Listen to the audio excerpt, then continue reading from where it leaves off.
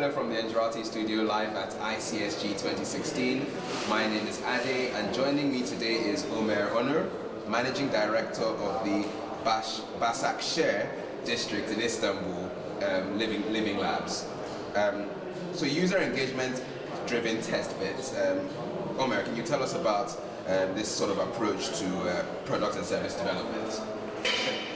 This approach is a concept which has been developed since 2006, and the purpose of this type of living labs is to have the users involved in the product and service development stage.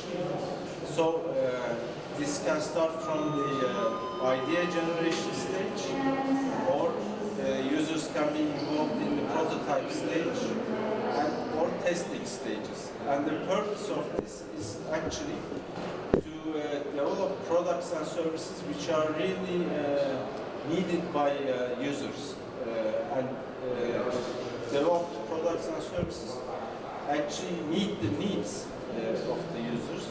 So the success rate, the commercial success rate of these products and services have been seen that they are more successful than normal research-based products and services. Okay, well, would you help us put it into context or paint a picture of what a living lab looks like? Is it a bunch of nerds in a room, or what does a living lab look like? Actually, there are more than 300 living labs around the world, and they are all members of the European network of living labs.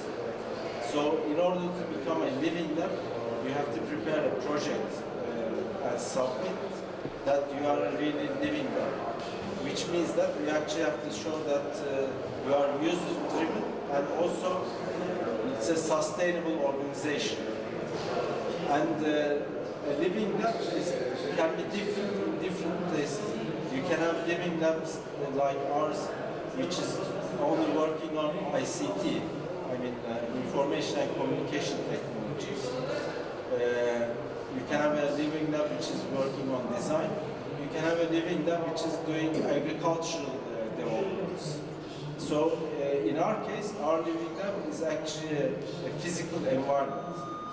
It's a building around 3,000 square meters, and we have different sections of the building. One of the sections is called the user experience area. So we like to show new technologies or develop new products and services to the public or anyone who wants to see. We have an incubation center for people with ideas but don't have enough resources to use. It's like an incubation area. And also we have training areas for teaching either new companies, entrepreneurs, or even people starting at the age of 10 in the area of ICT and industrial design. So other than that, we have prototyping areas, like we have 3D printing labs, we have electronic labs. So the people who are developing products and services can actually do prototypes in these labs. So if you can imagine, this is an area which we use, but also the city is our living lab. This living lab belongs to the municipality. So municipalities, they have the resources to use any kind of test beds in the city, which is a big advantage. So when we develop a product or a service, we just ask the municipality, I have a managing partner also from the municipality. They organize shopping centers, housing estates, streets, labs, whatever, bus stops, for us to test these new products and services with the actual users. So it's almost like an analogy on if you can dream it, you can achieve it. This lab can be as big or as little as you want it to be. Yeah, exactly. So let's put that in the context of smart cities. We are at ICSG Istanbul, yes. You've obviously got a district in Istanbul. Why is this approach going to be a game changer, or is it a game changer for smart cities? Actually, the people living in cities, they are smarter than the product and service developers. They know what they need. So the mayor of Başakşehir actually has a vision to to make the city livable and attractive city. So, of course, smart city means you can have technology, you can have green, you can have smart streets, you can have clean environment, you can have energy-saving buildings, anything. So the Living Lab is actually a development area for the municipality, where we actually use the people of the city. So they tell you, the people of the city actually tell you what is the best to be smart. And that's why Living Labs of the future, I think, will become a moderator area for developing smart products and services for cities.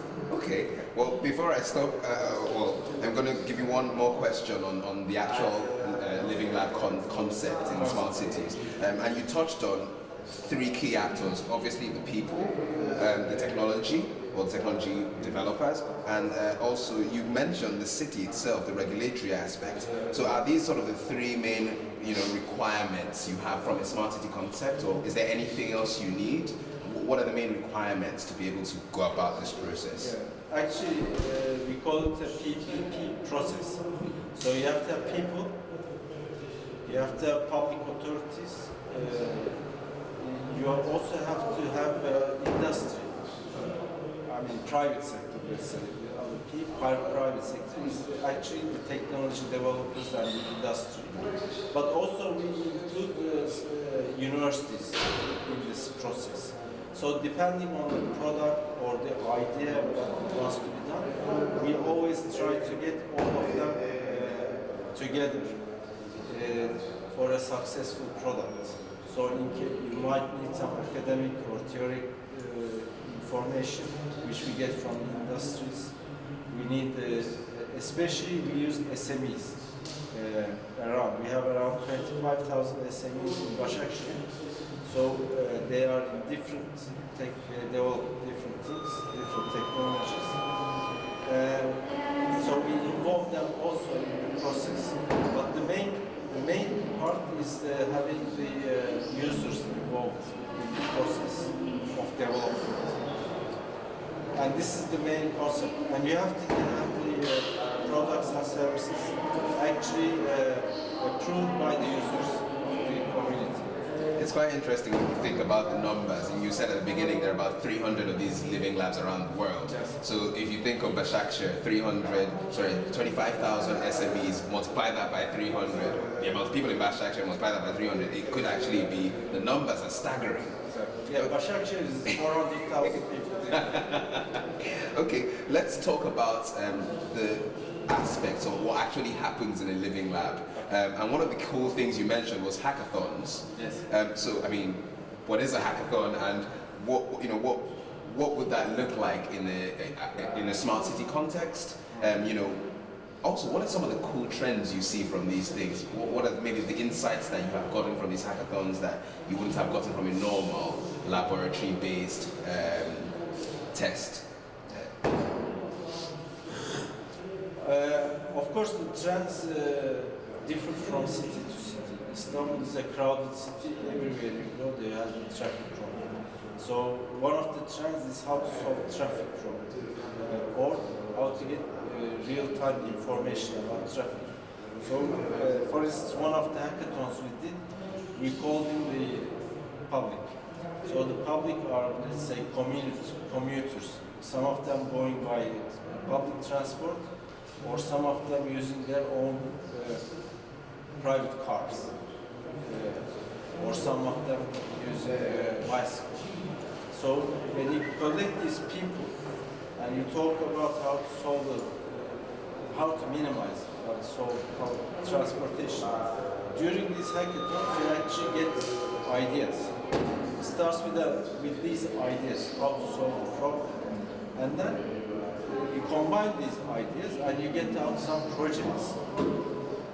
So the projects can be related to time saving, from going one place to another place, how to save time. or how to see the pictures of the roads real time, etc. So these type of ideas come up, and then, of course, in our environments we have software engineers, we have hardware engineers, we have businessmen. So we create these type of project teams and start to develop a product and a service. So, for example, we now are having a project using drones. How to use drones in improving efficiency in the city. But this is only for Başakşehir, Istanbul. And then, of course, the process starts. So we have a team. They use our incubation center. They develop a product. I do mentoring, for instance. I keep track of the projects going. When it comes to certain stages, we do surveys with the public. We call them, they look at the product and service, what we are doing. And then at a certain stage, of course, when it's ready to be tested, we still go out into the public and test it. And normally we use the people who come to the hackathons. So they actually are in the process from the beginning. And that's normally how the process works.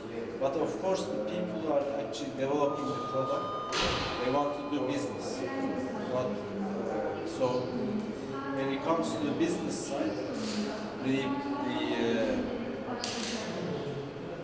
organization that supports them can be either the municipality or angel investors can get involved at certain stages and invest in these new products and services. So hackathon actually is the idea generation pot of this using people. So this is only one way of actually using Living Lab. Sometimes these ideas come from the municipality. The municipality has request that they want to do something on energy saving or water saving, etc. So then we do this type of hackathons to collect ideas. Or we find these ideas from other living labs around the world. So we share ideas and projects with other living labs. So it's almost as simple as, I mean, or is it as simple as getting a few hundred people to ride their bicycles or drive their cars at a certain time, as long as they're sending the data back to you so you can check how that solution or project is working? Yeah, maybe. I mean, the product or service which you are developing, they have to use for at least 2 weeks or 3 weeks in order to get feedback. And normally this is what we do as a living. But there are some products and services that you don't actually need too much testing. It could be very simple, one day using of it. There are lots of applications being developed in living labs, which has nothing to do with smart city, but it has something to do with having smart cities. It could be a game, but the game actually tries to improve the knowledge of the person, even a children. So smart cities is part of smart city. It's quite interesting. I think that's probably a brilliant place for us to end the interview, because you talk about the feedback process, and is that kind of the sort of the long-term benefit here, because the people are actually involved at the beginning of the process. When the actual results come back, they can also feedback as to whether this product is still what they wanted at the beginning, and also be, like you said, much better and more enlightened citizens. This is one of the big benefits, is to have actually the users involved, and the outcomes actually should be satisfying the users. Anything that satisfies the user and the community, of course, satisfies the municipality and the mayor. So there is also some, let's say, political benefits from all these happenings. So from that point, there is a benefit. From the citizens' point, there is a benefit that they have been involved, they have the satisfaction, they learn also. They learn new technologies during this process. And from the developer point of view, there is a satisfaction because he's developed something new, which commercially has to become a seller, and he creates a new business around his product and service. So there's lots of winners. There's no loser actually in this environment. Okay. Well, thank you very much, Ömer. Yeah, thank you also. Okay. So if you'd like to hear more about living labs, smart citizens, and also smart cities, please feel free to check out the other videos on your page and interviews. Thank you.